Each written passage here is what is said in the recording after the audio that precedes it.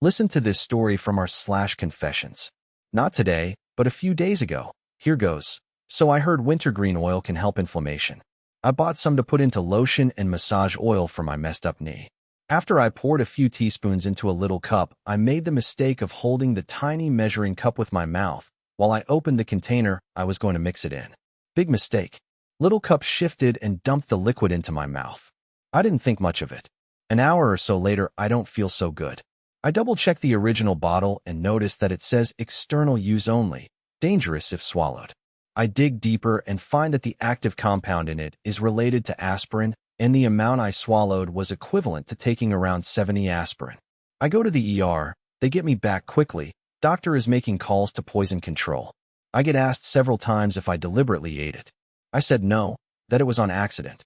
I end up being transferred to a larger hospital and put in ICU. Psych is called because it was an overdose case. Having a depression diagnosis made them even more serious about it. Psychiatrist keeps asking how, why, and again if it was intentional. I tell them honestly that it was an accident. Psych isn't believing me, and at this point the toxic symptoms have peaked. I felt terrible from the side effects. He gets in my face and asks, "Why do you want to die so bad?" Me, confused, answers, I don't. That's why I'm here." He keeps pushing it, and I melt down and rip him a new one. He asks why I'm being so angry and defensive. Then proceeds to tell me I belong on a behavioral health unit. I calm myself down and gently remind him it was accidental, not deliberate. He says he will see what happens when ICU gets done with me. I get out of ICU within 24 hours, but remained in a regular room for 2 more days. Each day him checking and thinking he is going to prove that it was on purpose.